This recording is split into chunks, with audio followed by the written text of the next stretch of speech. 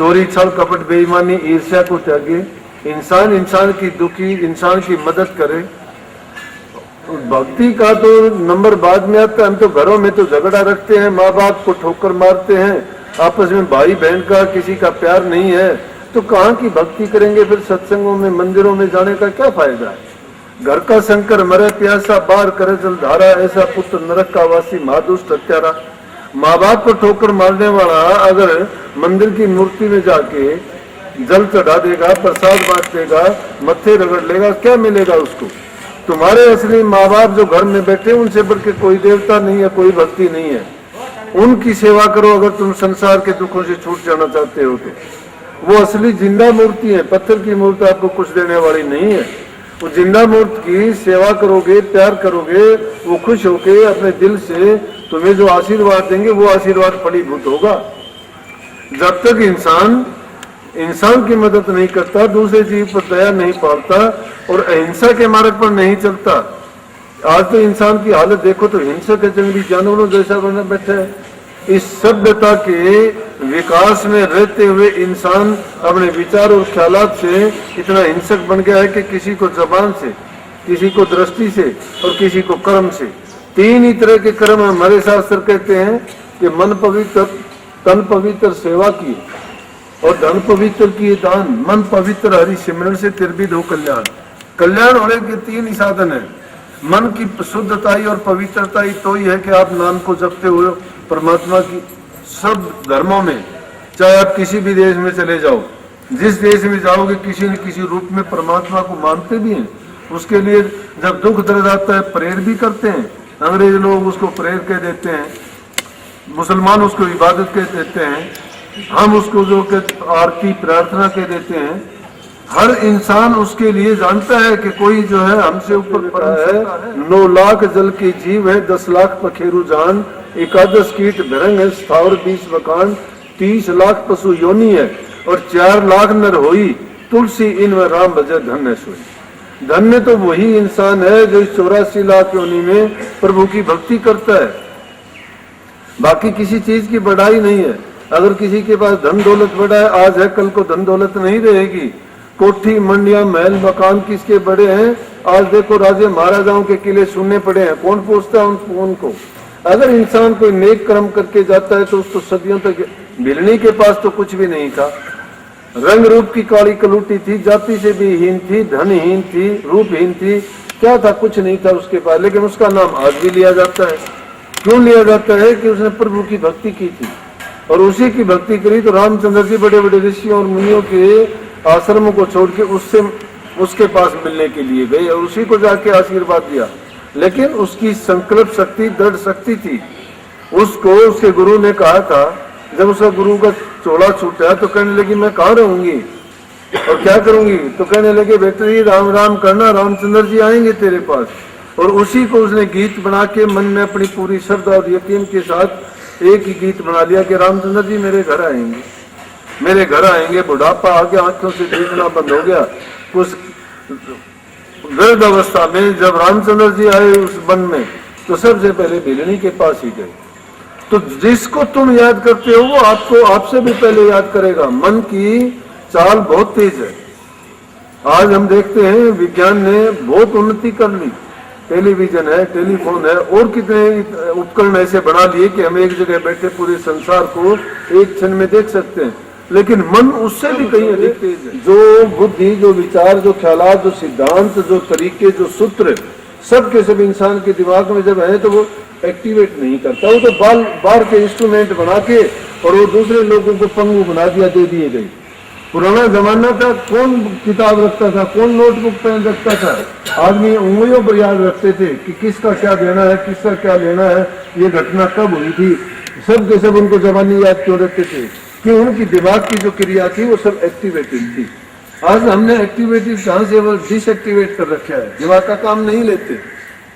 तो करना क्या चाहिए था कि इंसान और संसार के पदार्थों में अपने दिमाग को इतना लगा दिया कि दूसरी चीजों की तरफ तो बहुत दौड़ता है लेकिन प्रभु की तरफ नहीं चलता। कबीर साहब कहते हैं कि मन मेरा मस्करा और कहूं तो माने रोज, जिस मार्ग साए मिले ताही ने चाले पोस। जो परमात्मा बताने वाला मिल जाए और उसकी दवा दारू दे दे तो पीछे के कर्म को भी काट के आगे के लिए भी आप अपने अच्छे कर्म बढ़ा सकते हो।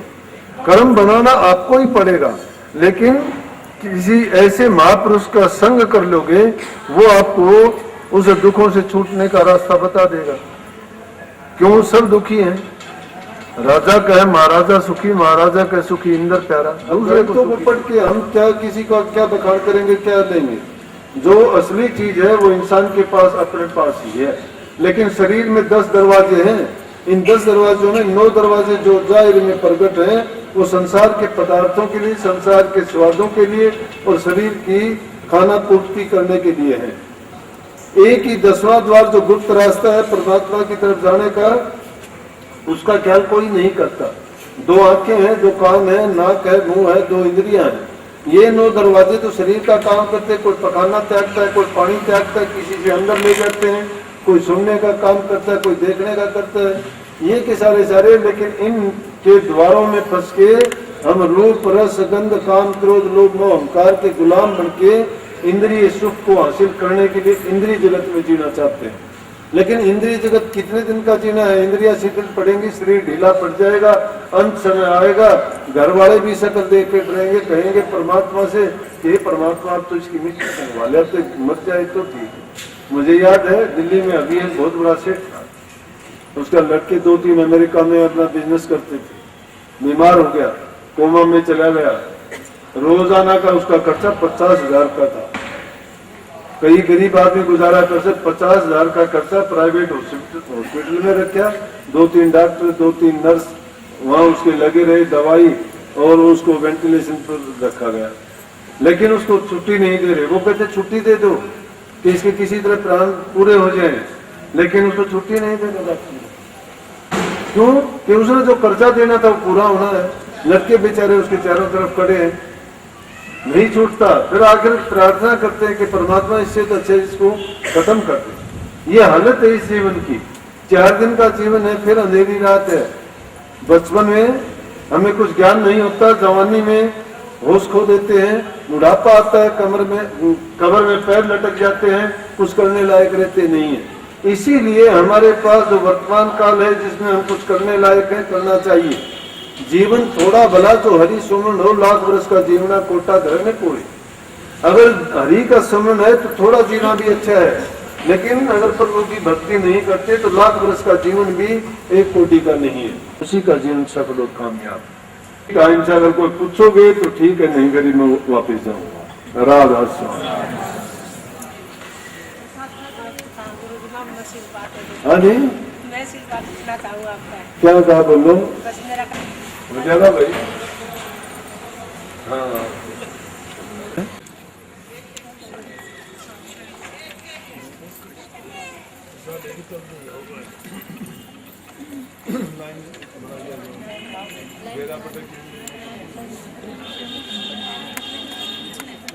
दूसरा पूछे को नहीं भाई, पूछ के पूछे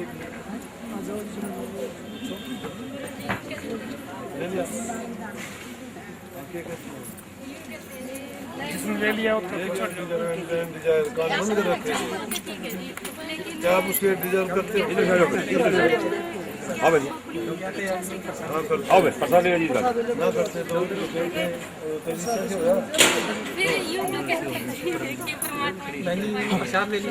परमात्मा कृपा उन पे करते हैं जो अपनी कृपा खुद करते हैं। तुम करो ये परमात्मा की कृपा। 2.5 घंटे कैसे बैठोगे आप? 2.5 मिनट नहीं बैठ सकते। सेवन करो, सेवन करते करते ही ध्यान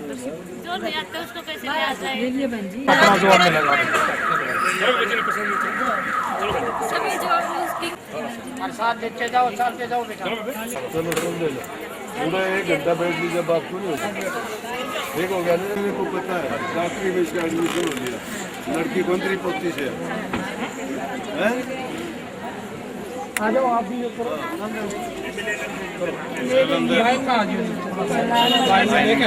लेने तो जिनको लेडीज को लाने आ जाओ लाइन करो भाई, चलो आगे चलो आप भी ले लो।